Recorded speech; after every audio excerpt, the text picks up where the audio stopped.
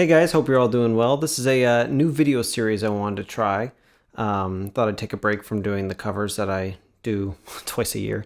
But I love music. I love music history. And I'm a very album-oriented music listener. I love, a lot of people nowadays love singles and EPs, but I love full albums and the idea of holding a vinyl record in my hand and being able to play side A and side B from start to finish just really gives you the whole idea and vision that an artist kind of had wanted you to see when they released their entire album. So I'm calling this series my favorite album from every year, and obviously I can't do every year, but I thought it would be fun to pick one album from every year that I really listen to, which is about 1960 until now, mostly from the 60s to the 90s, which I think I'll do in this series. If you end up liking it, maybe I'll try 2000s, 2010s, and the 20s. Those are harder for me, just because I love the 60s through 90s so much. But I thought we'd start with 1960. So when I was picking one album to say is my favorite from every year, I kind of gave myself some rules to kind of narrow it down, but kind of keep everything even and fair. So that was no compilations like greatest hits, because those would most likely be shoe-ins for a favorite album. But it's, a bunch of different songs handpicked from different albums. So I really want to stick to studio albums. Piggybacking off of that, no live albums, because those are not studio albums and they're pretty much, live greatest hits for the most part. And number 3, no soundtracks, unless they were all done by one person or, one artist. I couldn't pick, like, for 1986, I couldn't do Top Gun, which I would have picked for 1986 probably. But since that's various artists, it's not one artist doing it, I thought I should try to avoid that as much as possible. But it's important to say one artist soundtracks, because 1960 is Elvis Presley, GI Blues. So say what you want about Elvis movies, but this was one of the better ones and one of the better soundtracks. It's got a couple that were, handpicked from different Elvis albums, like Blue Suede Shoes, obviously is probably the most famous one, which I believe was re-recorded for this album in a different version. Because I think the first one came out on his debut album, Elvis Presley, from the late 50s. One of the reasons it was harder for me to pick things in the early 60s, and kind of why I avoided the 50s altogether, is because my knowledge really starts with, one certain band that was releasing music from 63 to 70. I won't name any names, but they kind of dominated most of this decade, so we're going to be talking a lot about that band today, who shall remain unnamed until I get to 1963. But it was a little bit harder for me to pick the first 3 years of the 60s, 60, 61, and 62, because I just didn't have as vast of a knowledge of those albums. I picked this up at a record store probably a year or two ago, and it's obviously not in the best shape. I think I got it for $1. But it plays really well, and I mean, come on, it's Elvis. Moving on to 1961 now. Before, when I mentioned compilations and that sort of thing, I kind of had to bend the rules a little bit for this guy, because I really love this artist, and I'm not doing my favorite album going all the way back to the 30s. So 1961, King of the Delta Blues Singers by Robert Johnson. This was one of the first times that Robert Johnson's music, if you don't know, he was the artist that kind of popularized the selling your soul to the devil for, talent, musical talent. Because the lore kind of goes that he was playing around in all these little bars and stuff in his hometown, and was really bad at guitar, and then went away for a summer and came back and was showing up all his legends, all his musical icons like Son House and guys like that. So the belief was that he sold his soul for rock and roll, went to the crossroads, and that's probably one of his most famous songs. I listened to this all the way through the other day, and Robert Johnson, a lot of his songs sound the same. You kind of get to the point where he does a lot of the same intros for his songs. He just changes the words. A lot of the melodies are the same, and the breakdowns and some of the instrumental parts. But that's what set this album apart, is his ability to write these songs, and in his guitar playing too was just unmatched, especially at the time.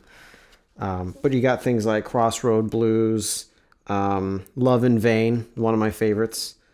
Got more things like Hellhound on My Trail. There's just some really good stuff on this. Obviously, this is the posthumous, if I'm pronouncing that correctly, release. I mean, it was released well after he died, because he died in the 30s. And his music wasn't popular yet. It wasn't until the 60s that it kind of became more popular. But yeah, Robert Johnson, King of the Delta Blues Singers, 1961. Great album. 1962. So before I get to 1963, which was the year that it was, from then on, it was pretty easy for me to pick everything up through, 1963 to 1999. I had an answer for everything. For 60, 61, and 62, it was a little bit harder for me to pick. So I would go to these websites, I would Google rock albums released in 19 blah, blah, blah. And, I'd see a lot of the most popular ones. And 1962 had, some like Bob Dylan, I believe, and Everly Brothers, who I really like. And I was like, yeah, I don't really know all these albums all that well. I like the artists, but I can't say that any of these are my favorite albums. So I start digging through my record collection, and I find 1962 Love Letters by Ketty Lester. Now, I first discovered Ketty Lester. I'm a big fan of Little House on the Prairie. She played Hester Sue in the later seasons. But the title track, Love Letters, I heard it somewhere recently. I think it was on that new Lakers HBO show, Winning Time. It was in one of the first few episodes I heard it. And this is just a great album. If you want something slow and something soft, I love the kind of lounge singing, and Ketty Lester's got an amazing voice. Like Love Letters, P.S. I Love You, Fallen Angel is a great end aside one. When I Fall in Love, and Going Home at the end. There's just some really great stuff on this album. I actually found this at a record store, quite a few months ago, and recognized her from the show and picked it up, and I really liked Love Letters. I had it on, I use Discogs, which I recommend to anybody who likes cataloging and buy. It's basically eBay just for vinyl records and CDs and whatnot. But I use it to catalog my collection so I can keep track of what I have, because sometimes I forget, because I have over 300 records now. But I wanted this as a single. I was looking forever for it, just as a 45. Couldn't find it, and then I came across the entire album, and it's been a great album. So the whole thing, start to finish, beautiful singing voice, beautiful piano playing. Highly recommend this one. Okay, 1963. If you haven't guessed by now, there is one band that I keep talking about that dominated the 1960s, and you know who it is. So I had two, most of the time for this band, I had two things to choose from, so that was a little bit harder to do. But 1963, I settled on With the Beatles.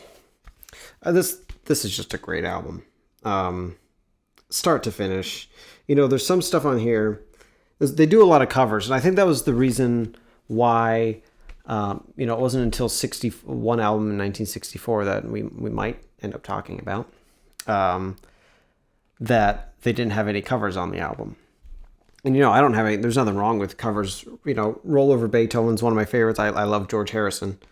That's one of the covers. You Really Got a Hold on Me, Devil in Her Heart, Money, great song.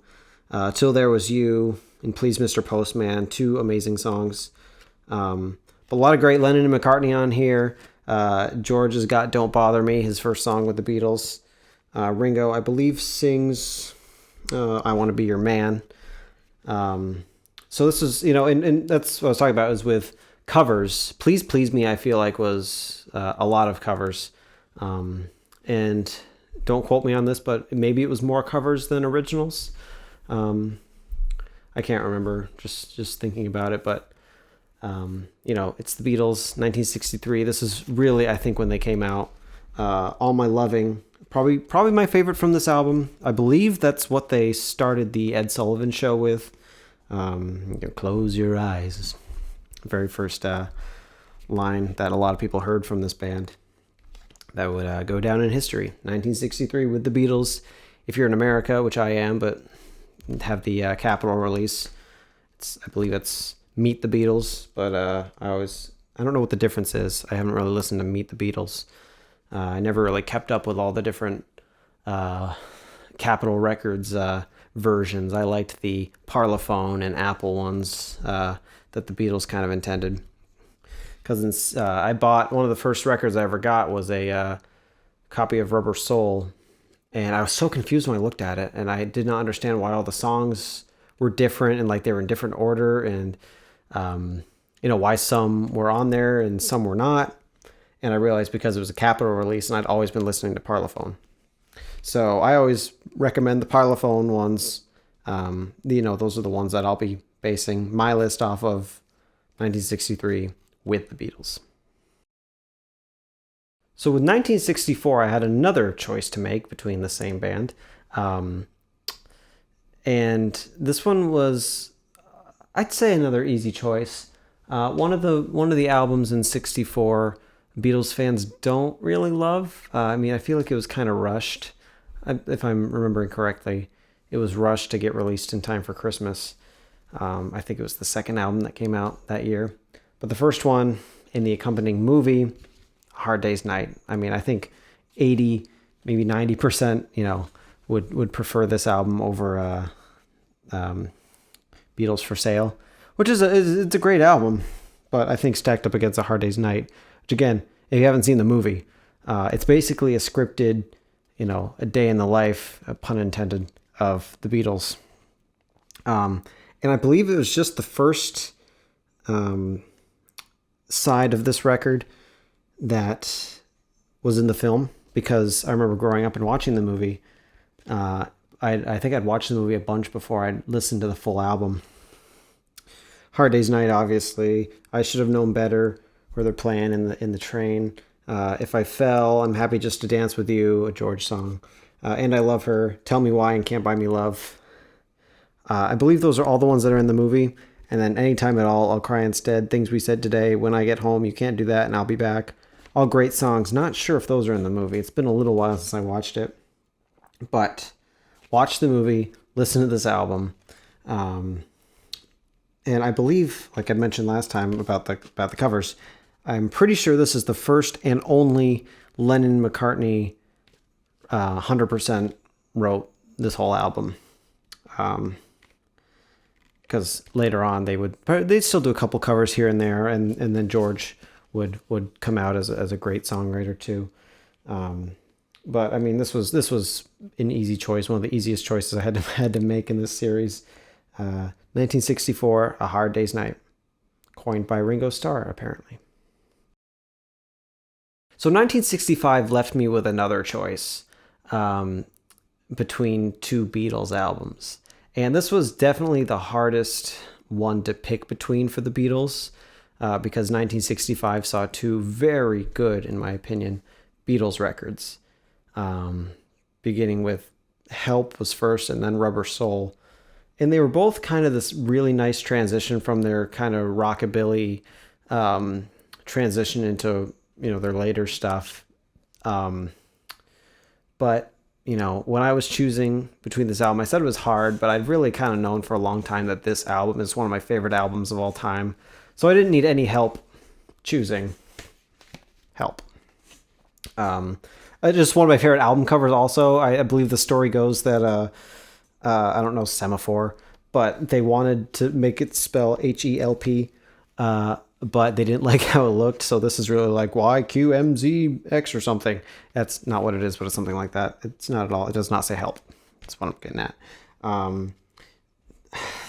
This is one of my favorite albums of all time. Like, just looking at the track, you got Help, obviously. I Need You is one of my favorite George songs. He came out with I Need You and You Like Me Too Much. The former I like much better. I love this version. My other favorite version of I Need You was done by Tom Petty and the Heartbreakers at the concert for George in 2002. Just amazing song. You're going to hear me gush about George a lot, so be prepared for that. Yesterday, I've Just Seen a Face is a beautiful song. Act Naturally and Dizzy Miss Lizzy are covers. But overall, you got some great stuff from John and Paul, got some great stuff from George. It's just, and there was a movie too. Little weird, kind of a weird movie, but it was in color. It was really well done. It was kind of odd. I believe I haven't seen it in quite a few years. I'll have to watch it again, but I believe it was centered around Ringo had like this cursed ring or something, they traveled all over the world trying to save him from, it was like a cult or something. I don't know. Watch it. It's a great movie. Very odd, but a good movie. And they got to show off their acting chops a little bit. But yeah, it was a hard choice between Rubber Soul and Help in a way, because it was hard not to include Rubber Soul in some way on this list. But when you're picking one from every year, you kind of have to make some sacrifices, and Rubber Soul, unfortunately, was one of those. But this just start to finish, amazing album. If you are a Beatles fan, you will know that they released one album in 1966. I'm not going to waste any time. Revolver. This is one of the, quintessential Beatles albums. And I love the artwork, I believe done by Klaus Voormann, the bass player and friend of the Beatles. Starts off, I love, with a George song, Taxman. Eleanor Rigby, of course. Yellow Submarine, which kind of probably went down as one of the Beatles' most iconic songs. I don't know how much they loved that. Side 1 and side 2 are amazing. Here, There, and Everywhere is an amazing love ballad. This is where George really came out with his sitar playing. Obviously, he did Norwegian Wood on 65's Rubber Soul, but this was the first one he kind of did like a sitar based piece with Love You Too. And I really began to love the Indian influence that he had on his music. And this is also a very nice transition piece to early Beatles to later Beatles. And it's kind of the perfect bridge between the two eras. This is such a good record. I can't say enough nice things about any of the Beatles things. And you know how good they are. I know how good they are. If you haven't already, Revolver. It's on my shirt. 1967 was another choice to make between the Beatles, two Beatles options. You guys know which one I picked. Again, let's not waste any time here. One of the greatest albums and one of the greatest album covers of all time, Sgt. Pepper's Lonely Hearts Club Band. I don't show the back covers, haven't been doing that much, but you got that and you got this too. This is, of course, one of the most iconic and beloved albums of all time. If you compare it to what the Beatles were doing 4 years prior, it's very different. Of course, the Beatles are famous for, going through this big transition, and we won't get into all the reasons why. But, Sgt. Pepper's Lonely Hearts Club Band, moving on to With a Little Help from My Friends, Lucy in the Sky with Diamonds. It's just, this album. This is an amazing album. And I don't want to say anything bad about Magical Mystery Tour, because it was one of those albums that I'd always kind of written off and been like, it's it's a good album, but it doesn't stack up. And the movie's weird, but it just, I was listening to it again the other day, and I was looking at the tracks, and I was like, wow, this has actually got a lot of solid songs on it, like Strawberry Fields, and I love Blue Jay Way. I Am the Walrus. I mean, I believe Across the Universe. I could be wrong about that. No, I feel like that was a later one. Penny Lane, right? I mean, there's just so many good songs on that album that, I don't know, I feel like this could have been like a double album. But I mean, you got to preserve the inner cutouts. Just this, I mean, Sgt. Pepper's amazing album. 1968, we are given another choice for the Beatles.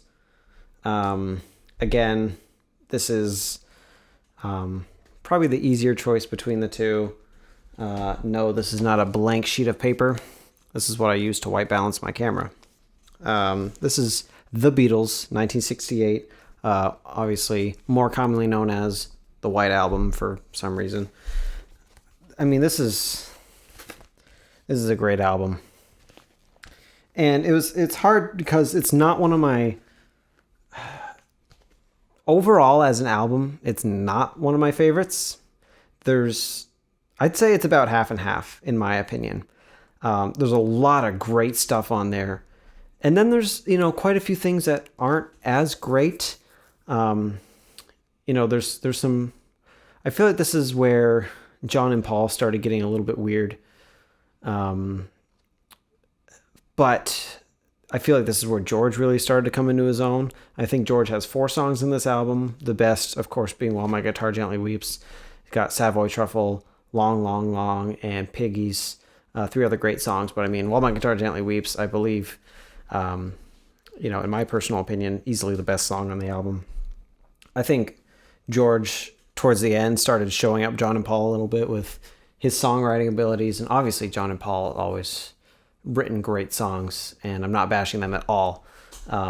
But George was really starting to become an amazing songwriter, and he was figuring it out. And I believe this album has 30 songs on it. Here they are. I mean, there's great things like Back in the USSR, Dear Prudence, Obla Di Obla Da. I think Wild Honey Pie is that really weird one. Don't love that one. And then the other Honey Pie, Honey Pie, you are making me crazy. That's a great song. Revolution 9.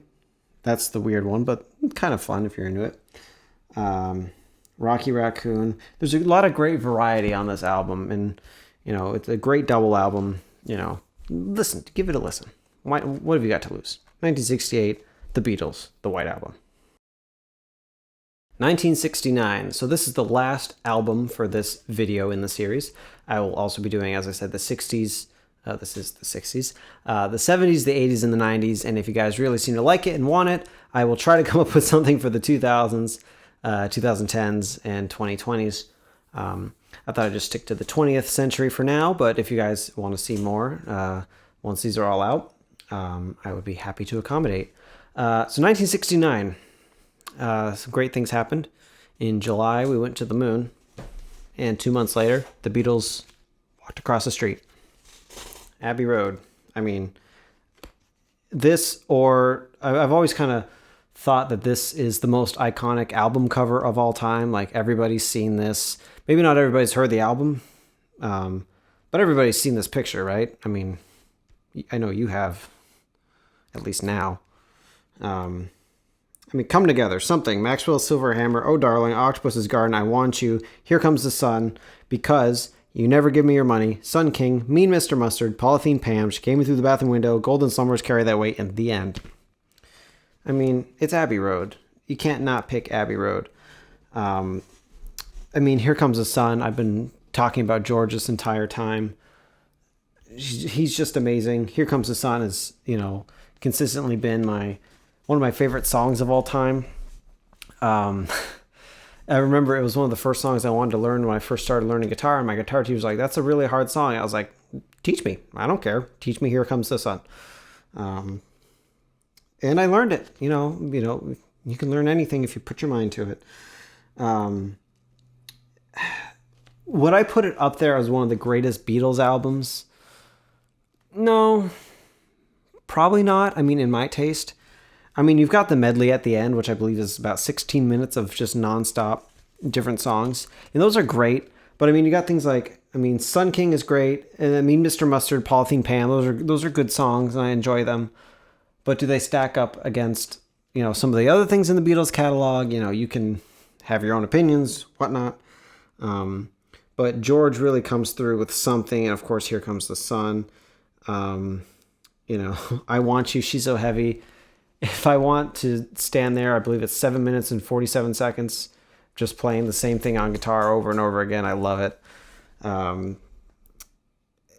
the end, I remember that being my big goal, learning the guitar solo and the drum solo too. It's just, I love that song. It's simple, but it's so much fun. Ringo's only drum solo with the band, and most people, or not most people, but some people believe it was Paul that actually did it, or the replacement guy that replaced Paul when Paul died in '66. I'm kidding, of course. I mean, I don't know, maybe. Abbey Road, 4 hippies walking across the street. It's beautiful. Have you guys ever seen like the alternate pictures that were taken during the session? They just look so wrong, There's just all these crazy pictures of all the different attempts they did. And their legs are all, George is like standing upright, and somewhere over there's this one picture beforehand where Paul's looks like he's complaining about something and Ringo looks like he's picking his nose. And then you got all these alternate pictures, then boom, you get this. Everyone's legs are in the perfect order. This is just the perfect picture. And say what you want about Barefoot Paul, and what that might mean, that he's dead or whatnot, but I think it just means it was a hot day. That's what he said anyway, but there's nothing I feel like doing more on a hot day than walking in sun-soaked pavement.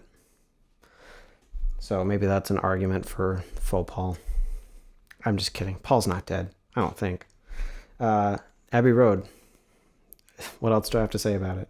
Thank you guys so much for watching this video. I hope you enjoyed seeing my picks for the 1960s, from 1960 to 1969. We'll move on to the 1970s, and don't worry, there won't be any disco.